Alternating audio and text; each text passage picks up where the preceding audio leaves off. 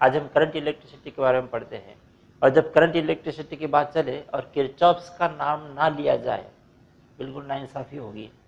Kirchhoff ने 1848 में दो लॉज दिए और दोनों लॉज एकदम ब्रेक थ्रू लॉज थे। इनकी वजह से एक कॉम्प्लिकेटेड नेटवर्क को, इलेक्ट्रिकल सर्किट को समझना बहुत ज़्यादा आसान हो गया था।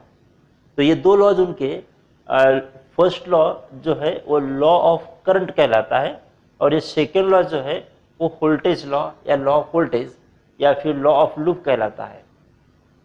तो हम इनके बारे में देखेंगे कि ये जो किरचॉफ का फर्स्ट लॉ है ये कहता है कि पूरे नेटवर्क में कोई भी एक जंक्शन पकड़ लो, कोई भी एक जंक्शन, जिस जंक्शन से बहुत सारे ब्रांचेस निकलती हो, वो जंक्शन, एग्जांपल ये वाला, ये पॉइंट पी ये जंक्शन है, इधर से एक वायर आया, इधर से एक वायर आया, ऐसे वायर्स आए हैं और इस पॉइंट पर सब मिल गए हैं।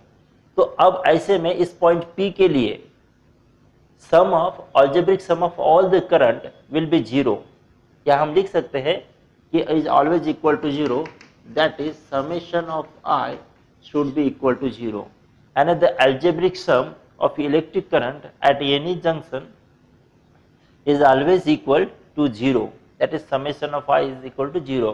तो यहाँ देखिए, अब हमने ये जंक्शन को पकड़ लिया, तो यहाँ पर ये जो वायर्स दिख रहे हैं उसमें से करंट आ रहा है, जा रहा है। तो जो करंट जंक्शन की तरफ आएगा उसको आप पॉजिटिव मानिए, और जो करंट जंक्शन से दूर जाएगा उसे निगेटिव मानिए।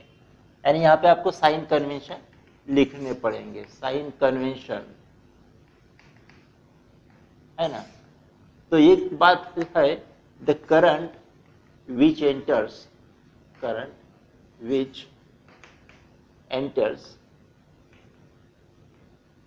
the junction is considered positive,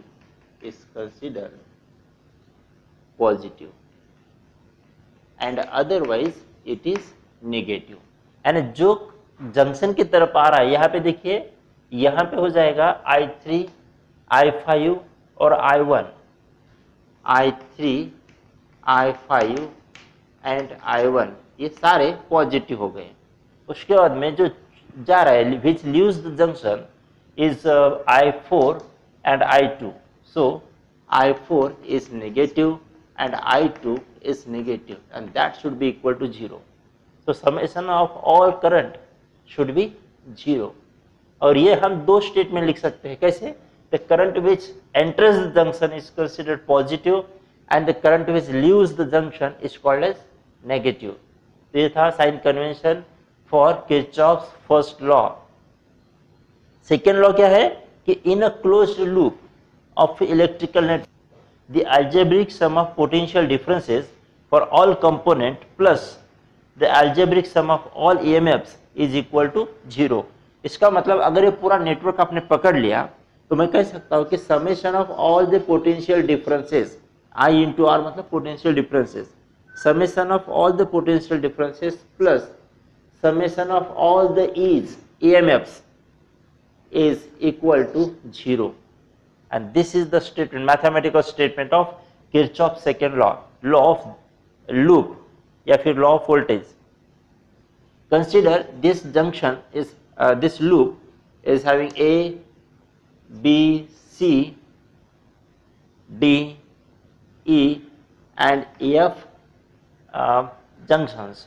तो हम इसको एक लूप मानेंगे, तो कोई भी आप एक लूप चुनिए, योर चॉइस, कोई भी। अगर किसी भी लूप में आप देखोगे तो ये जो है स्टेटमेंट ट्रू आएगा।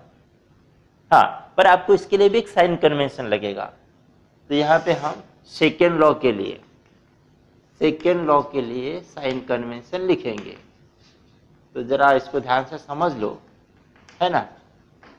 तो यहाँ पर फर्स्ट ये बात होगी कि when you are going in the direction of a current, मतलब अब इस लूप को आपको ट्रेस करना है, तो if you are going in the direction of a current then potential difference is considered as negative in the direction of a current. So if the circuit is traced in the direction of current, then it is then potential difference across the component is negative.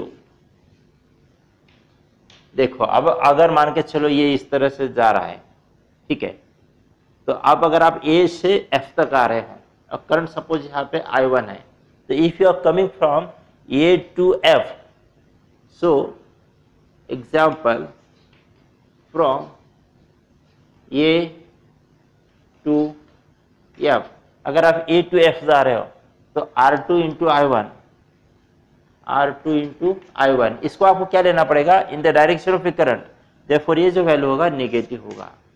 Is that clear?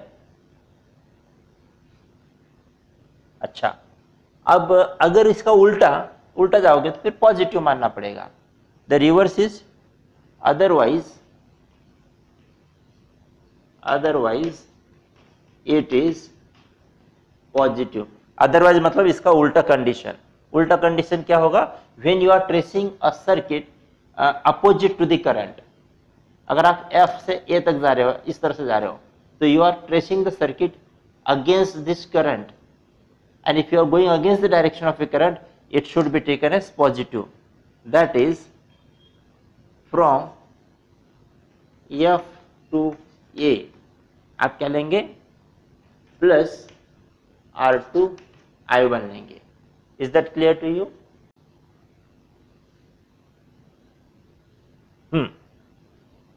तो ये तो हम देख लिए, इसमें हम current के direction के हिसाब से बात कर रहे हैं पोटेंशियल डिफरेंस के लिए। तो ये जो साइन कन्वेंशन था ये पोटेंशियल डिफरेंस के लिए था, पोटेंशियल डिफरेंस अक्रॉस कंपोनेंट, उसका साइन क्या लेना है उसके लिए था। पर अब हमको ईएमएफ के बारे में भी स्टेटमेंट दिया गया है, तो हम ईएमएफ के लिए देखते हैं कि डायरेक्शन क्या होगा। सो इस सेकेंड लॉ साइन कन्वेंशन है, if the source is traced from positive plate to negative plate, अगर आप पॉजिटिव प्लेट से नेगेटिव प्लेट पे जा रहे हो तो EMF should be taken as negative, then EMF is taken as negative, otherwise positive, otherwise consider it positive। ठीक है ना। अब देखो यहां से अगर आप A से B तक जा रहे हो, तो A से B तक जब जाओगे तो आपको ये वाला EMF मिलेगा जहां ये प्लस है और ये माइनस है, तो you are going from positive to negative. अब ये नेगेटिव पे जा रहे हो इसलिए E1 को नेगेटिव लेना पड़ेगा, that is for A to B आपको E1 जो है नेगेटिव लेना है। और यहाँ पे देखिए अगर आप D टू E आ रहे हो, तो आपके लिए EMF क्या होगा, देखो ये है पॉजिटिव साइड और ये है नेगेटिव, तो नेगेटिव से आप पॉजिटिव पे जा रहे हो। अब अगर ऐसा कर रहे हो तो यहाँ पे ये प्लस E2 आना चाहिए, ठीक है ना। तो ये साइन कन्वेंशन बिल्कुल समझ में आ गया। तो हम इसमें से कोई भी एक लूप लेकर टोटल वैल्यूज लिखते हैं, कोई भी एक लूप लेते हैं। अब लूप लेने के पहले मैं यहाँ करंट ड्रॉ कर लूँ। Suppose this is current I1 that will come here, and suppose this is current I2, ये दोनों करंट यहाँ पे आएंगे, I1 प्लस I2 हो जाएगा, और फिर इधर I1 और इधर I2। Is that clear to you? पूरा डायरेक्शन समझ में आ गया। अब मैं कोई भी एक लूप ले लेता हूँ, तो चलो मैं अब कौन सा लूप लूँ, A B C F ले लेते हैं।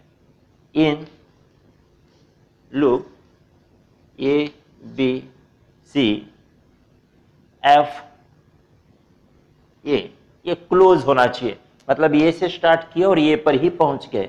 तो ऐसे में अब यहां से शुरू कर रहे हैं, पहले क्या मिल रहा है हमको E1, तो E1 को क्या लिखेंगे आप, पॉजिटिव लिखोगे या नेगेटिव, तो यहाँ पे सीधा लिखा है when you are tracing from positive plate to the negative plate, तो ये पॉजिटिव टू नेगेटिव प्लेट आप ट्रेस कर रहे हो, इसलिए E1 को नेगेटिव लिखोगे। सो ये हो जाएगा -E1।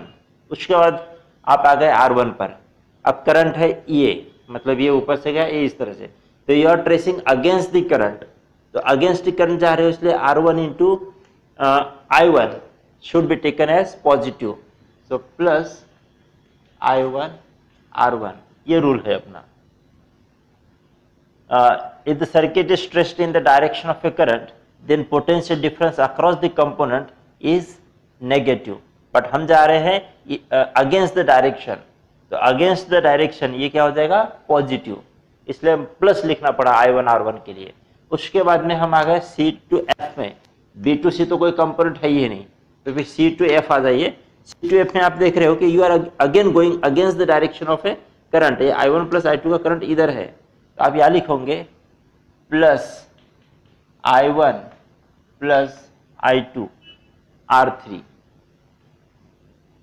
ओके। उसके बाद में आप यहाँ आ गए, तो again you are going against the direction of a current, so I1 R2 इसको भी आपको पॉजिटिव लेना है, plus I1 R2 and that should be equal to 0, तो ये इस लूप के लिए होगा। हम इस लूप के लिए भी लिख सकते हैं, तो इस लूप के लिए क्या होगा F C D E F in loop F C D E F, देखिए यहाँ पे क्या होता है, तो you are going in the direction of a current, I1 और I2 के डायरेक्शन में जा रहे हो, इसको निगेटिव लेना है, so I1 plus I2 whole multiplied by R3 will be negative, so minus of I1 plus I2 R3।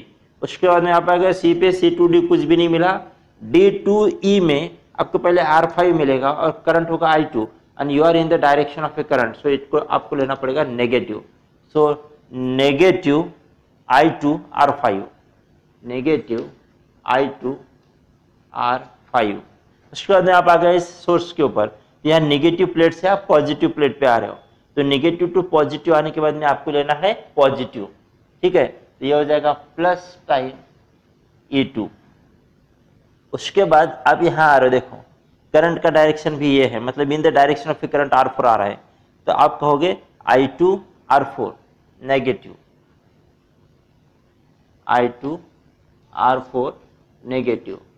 तो इस तरह से आप एट ए टाइम कोई भी एक लूप ले सकते हैं, A B D E F A, ये भी हो सकता है, मतलब आपका लूप ये पूरा हो सकता है या ये पूरा हो सकता है, मतलब जो भी है आपने पूरा कहीं पे डिस्कनेक्ट नहीं होना चाहिए बस, बाकी आपका ऐसा भी एक सर्कल ले लीजिए, एक क्लोज पाथ ले लीजिए। Is that clear? ये 3 मार्क्स के लिए पूछता है, क्या क्या पूछेगा इसमें, statement, explanation, sign convention, 3 marks के लिए आता है और बहुत इंपॉर्टेंट है। किरचॉफ्स के जस्ट 1 साल बाद, मतलब 1842 में किरचॉफ्स ने अपने दोनों लॉज रख दिए थे, law of loop and law of junction, और उसके 1 साल के बाद, मतलब लगभग तुरंत, विटेस्टोन साहब ने, जो कि इंग्लैंड में रहते थे, उन्होंने एक नेटवर्क बताया एग्जैक्टली किसी भी अननोन रेजिस्टेंस को मेजर करने के लिए, और ये बहुत ज़्यादा प्रभावी नेटवर्क है। हम देखेंगे कि इसका कैसे कैसे यूज़ किया जाता है बाद में, पर अभी फिलहाल हम देख लेते हैं कि उन्होंने कहा क्या था। उन्होंने ये कहा था कि अगर 4 रेजिस्टेंसेस है, 4 resistances are at the 4 arms of a quadrilateral and diagonal connections are shown as in this figure, मतलब along one diagonal you will have the source connected and to the another diagonal points you will have the galvanometer connected. In such situation, if no current is passing through the galvanometer, that is Ig,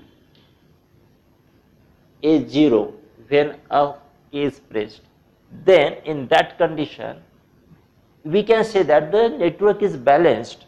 So he gives us balanced condition.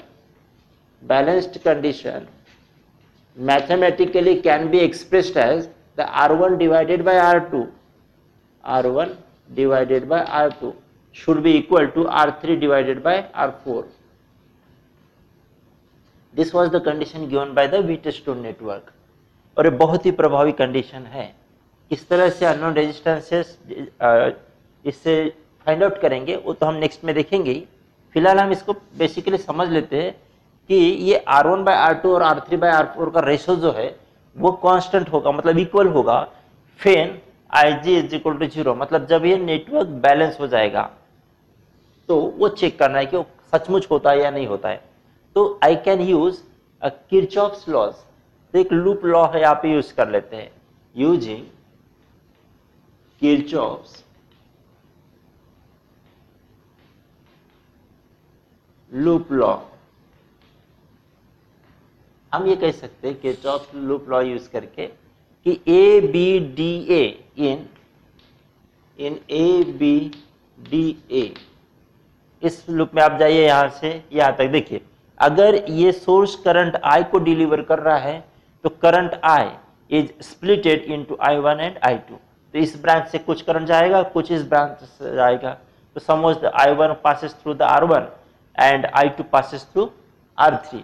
तो इस I1 R1 जो है इन the direction of a current हम इसको trace कर रहे हैं, तो I1 R1 ही निगेटिव लेना पड़ेगा। सो minus of I1 R1 plus, अब यहाँ पे देखो Ig into G, G is a galvanometer's resistance, तो Ig into G is equal to 0 क्योंकि Ig 0 है। सो यहाँ पे Ig इंटू जी लिख देते फिलहाल, और यह it is also in the direction of the current, and उसके बाद में you are going against the current, so R3 I2 plus हो जाएगा I3 R2 सॉरी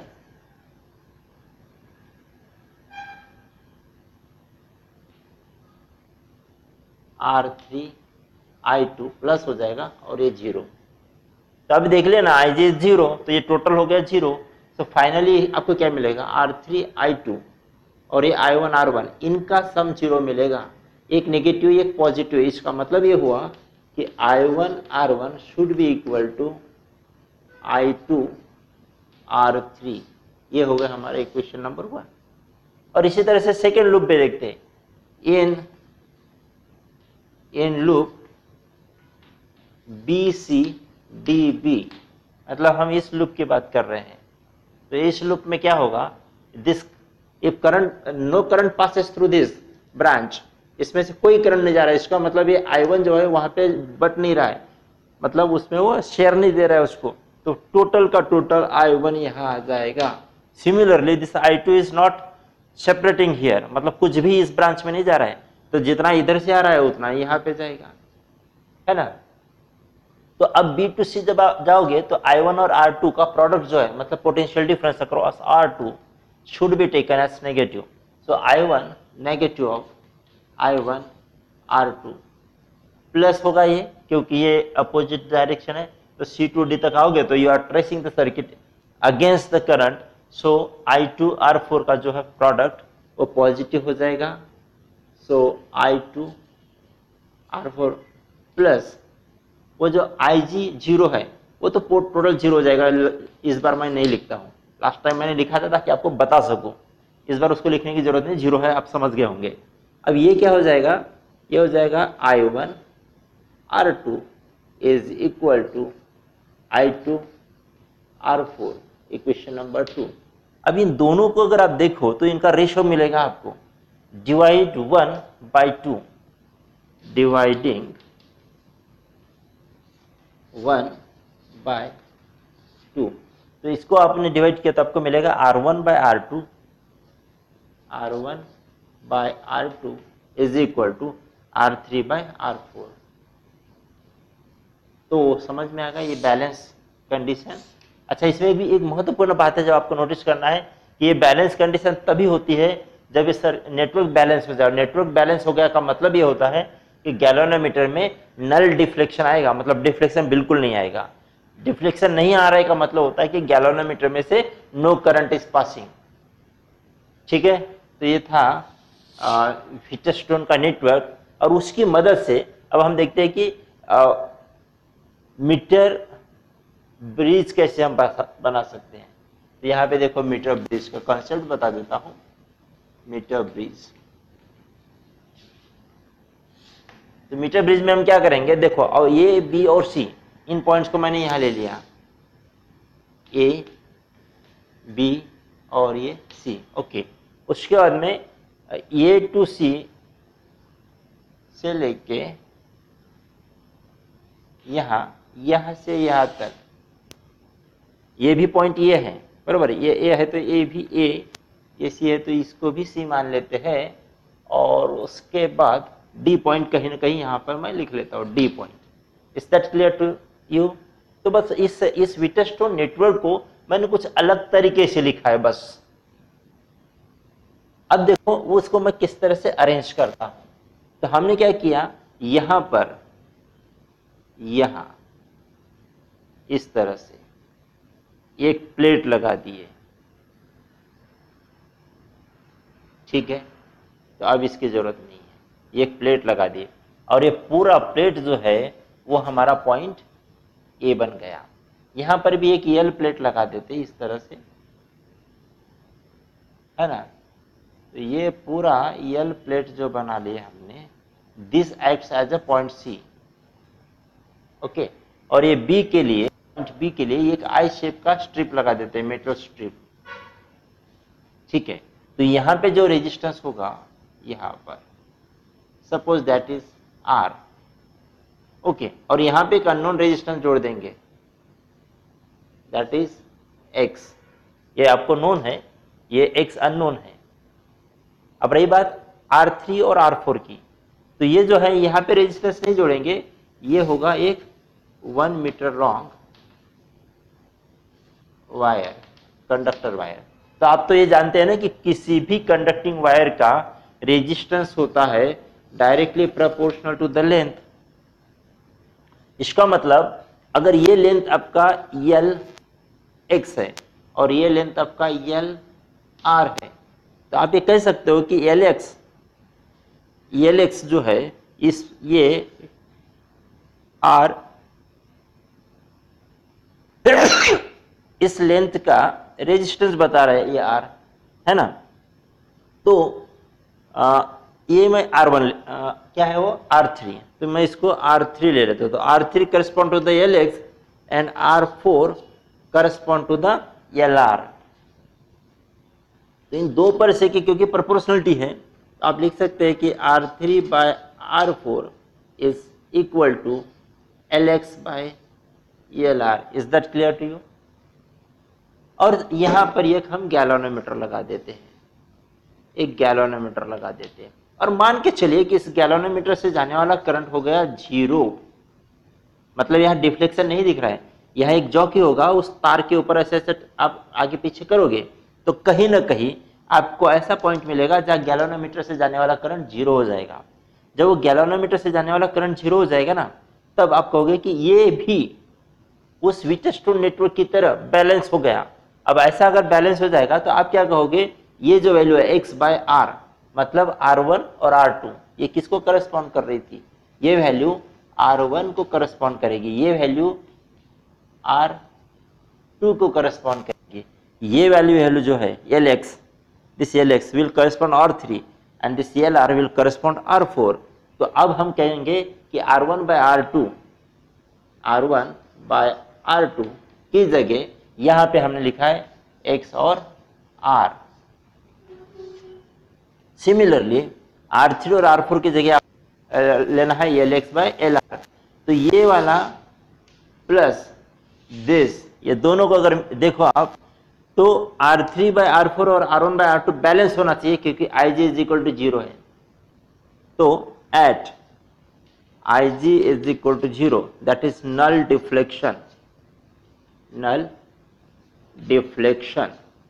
आप कह सकते हैं कि x by r is equal to LX by L R. तो ये आपको मिल गया x is equal to R into L X divided by L are.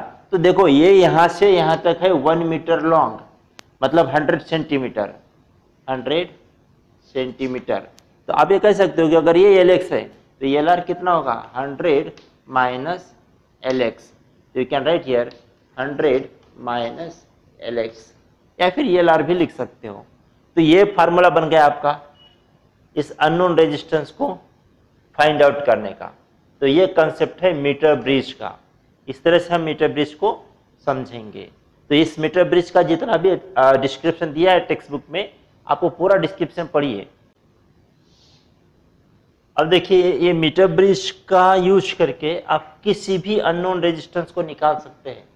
अब ये अननोन रेजिस्टेंस किसी गैल्वेनोमीटर का भी क्यों ना हो, अगर ये किसी गैल्वेनोमीटर का अननोन रेजिस्टेंस निकाल रहे हो और मान के चलो यार एक्स की जगह आपने गैल्वेनोमीटर लगा दिया, इस तरह से आपने इसको निकाला और इसकी जगह लगा दिया गैल्वेनोमीटर। तो अब जहां जहां भी एक्स है यहाँ तो आपको यहाँ गैल्वेनोमीटर लिखना है, रेजिस्टेंस ऑफ गैल्वेनोमीटर, ठीक है ना। तो ये हो जाएगा G। जहां भी x है वहां क्या लिखना है G। तो यहां x दिखा G, तो ये वाली वैल्यू हो गई G। तो बस अननोन रेजिस्टेंस किसी भी चीज का हो वो तो निकलेगा ही इससे। पर केल्विन ने एक आइडिया बताई, Kelvin's method to determine unknown resistance, determine resistance of galvanometer, resistance of galvanometer, है ना। तो अब उन्होंने क्या बताया कि देखो भाई, बोले अगर यहां आपको गैल्वेनोमीटर लगाना है तो फिर यहां के लिए दूसरा लेकर आना पड़ेगा मार्केट से, तो आपको 2 गैल्वेनोमीटर का खर्चा उठाना पड़ेगा। अगर आप ऐसा नहीं करना चाहते हो तो एक काम कीजिए, इस गैल्वेनोमीटर को हटा दीजिए। तो केल्विन ने ये सजेस्ट किया कि you know longer require this another जी, ये आपको दूसरा गैल्वेनोमीटर की जरूरत नहीं है, यहां आप गैल्वेनोमीटर की जगह सिंपली एक वायर लगा दीजिए। तो फिर कैसे होगा, फिर हम ये इसका बैलेंस कंडीशन कैसे ढूंढेंगे, क्योंकि बैलेंस कंडीशन ढूंढने के लिए हमको क्या चाहिए, IG में से 0, मतलब यहां से 0 करंट जा रहा है वो हमको पता चलना चाहिए। यहां से 0 करंट जा रहा है ये हमको पता तब चलता है जब यहां गैल्वेनोमीटर नल डिफ्लेक्शन देता है। तो अगर वो नल डिफ्लेक्शन देगा तो ये मैं कहूंगा कि IG इज इक्वल टू 0, मतलब इस ब्रांच से कोई करंट ड्रॉ नहीं हो रहा है। अब मुश्किल हो गई, पर केल्विन ने क्या सजेस्ट किया उसकी तरफ ध्यान दीजिए। अगर मान के चलो इसको यहां से हटा दिए, मतलब इसमें कोई कनेक्शन नहीं, तो इसमें से कोई करंट जाने वाला ही नहीं है, बरोबर है। अगर कनेक्शन ही नहीं तो कोई करंट जाएगा नहीं, नेटवर्क कंप्लीट नहीं होगा। ऐसे में ये G का कुछ ना कुछ डिफ्लेक्शन रहेगा, क्योंकि A से B तक कुछ ना कुछ करंट जा रहा है। तो यहाँ गैल्वेनोमीटर का जिसका की रेजिस्टेंस आपको मेजर करना है, उस गैल्वेनोमीटर का कुछ ना कुछ डिफ्लेक्शन होगा। और जैसे ही ये यहाँ लगाओगे तो ये करंट डिस्ट्रीब्यूट हो जाएगा, तो यहां से जाने वाला करंट उससे अफेक्टेड होगा, वो कम ज्यादा हो जाएगा। और उसके कम ज्यादा होते ही इस गैल्वेनोमीटर का डिफ्लेक्शन भी कम ज्यादा हो जाएगा, ठीक है ना। तो जो नॉट कनेक्टेड कंडीशन में जो डिफ्लेक्शन था वो अब डिस्टर्ब हो गया, कुछ और डिफ्लेक्शन दिखाएगा, मतलब कुछ और रीडिंग बताएगा। अच्छा, ये कुछ और रीडिंग बताएगा, पर जैसे ही इसको घुमा घुमा कर हम किसी पॉइंट पर एडजस्ट करेंगे जहां पर ये IG 0 होने वाला है, समझो इस D पॉइंट पर IG 0 होने वाला था, तो यहां पे आपने वो तार जोड़ दी, तो यहां अगर जॉकी आपने टच करा के रख दी तो सीधी बात है ये जो है वो पहले वाली सिचुएशन में आ जाएगा, मतलब नो कनेक्शन वाले सिचुएशन में।